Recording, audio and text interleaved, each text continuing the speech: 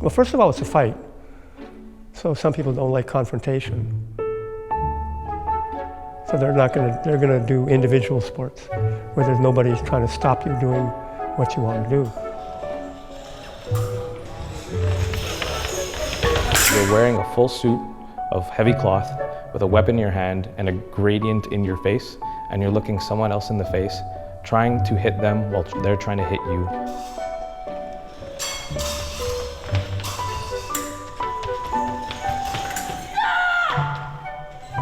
They have such a high level of discipline and an ability just to zone everything out and focus on what they need to do. And I think it's always an evolving process where you get just a little bit closer, but the skill ceiling is so high that I'm not sure if any fencer will ever reach it. It's a reflex system that you've built, and it's supposed to recognize what's going on and then react. So if you're thinking, you're probably dead.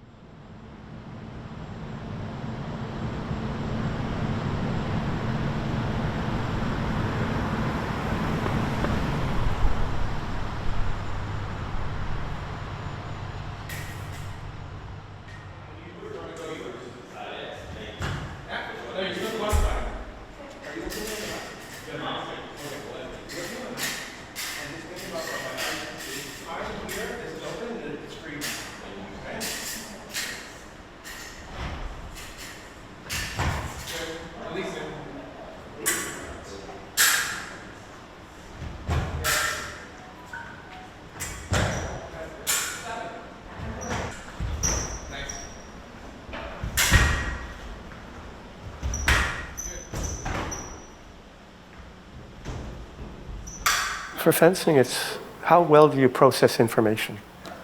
So it's a big video game in my mind. All that information's in front of you and the other person, and you're just sort of moving your joystick around in your hand, finding things out, and then when it's the right time, you go poke and they die.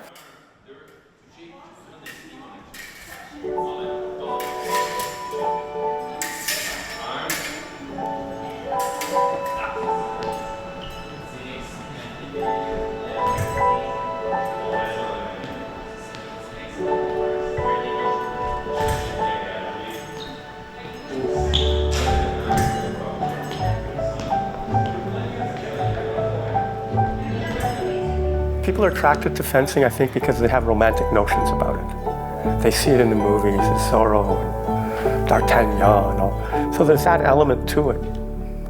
And it attracts a certain kind of creative person.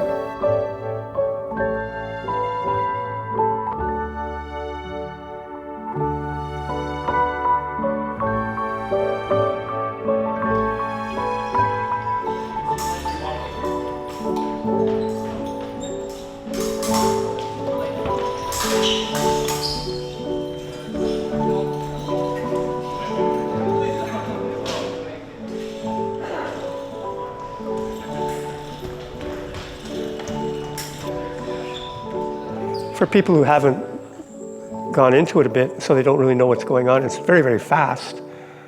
And then the rules in some of the cases, like with foil and saber, are sort of a little bit hard to pick up. So, yeah, it can be a bit confusing. But if it's mysterious, it has a certain, to me, it has a certain attraction. What's going on?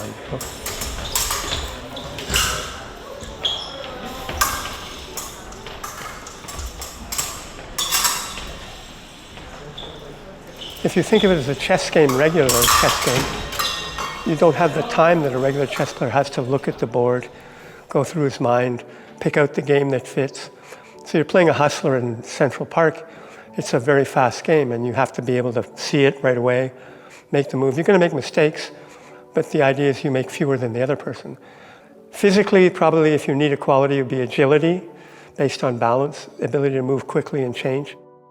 Mentally, you need to be calm and a little bit stubborn. And then the other one is probably the ability to observe properly so that you're taking in the information correctly and then reacting to it the way you've learned. But again, these are systems, because they're so reflexive, you have to have built them and you can't do it on the spot. So it's training, training, training, I guess. So that's persistence, I suppose.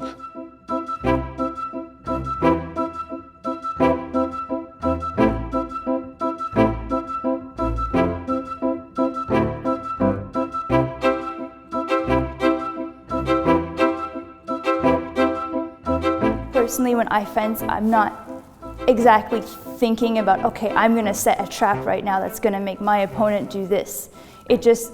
I've trained it so many times that I subconsciously know to set that trap and I'm expecting what's happening.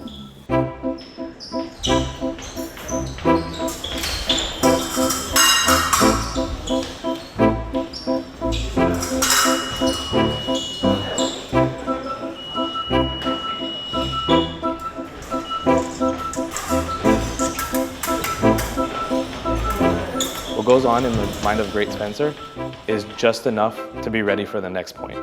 So if you're doing well, don't think.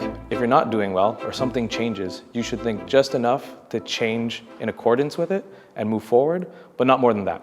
Just removing yourself a little bit from it so you don't panic and you don't do silly things. But you don't want to be thinking a lot because that's too slow.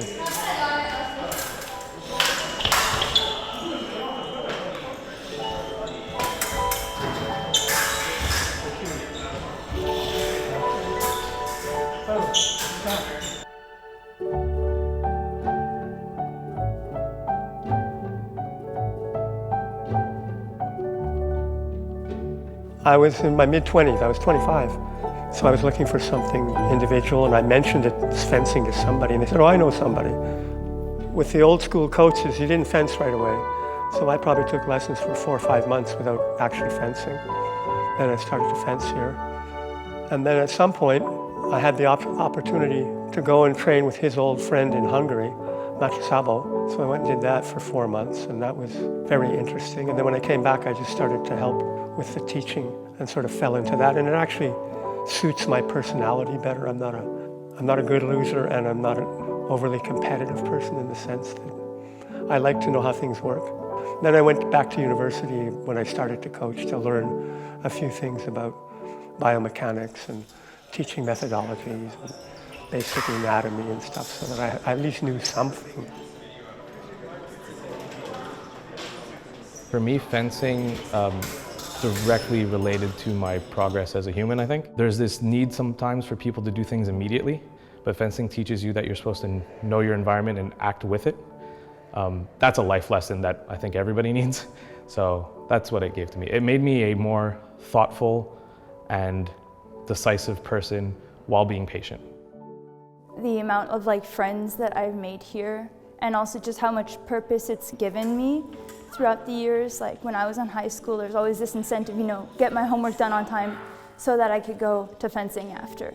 So I think that fencing has made me a very goal-driven person outside of the sport that's allowed me to do really well in school.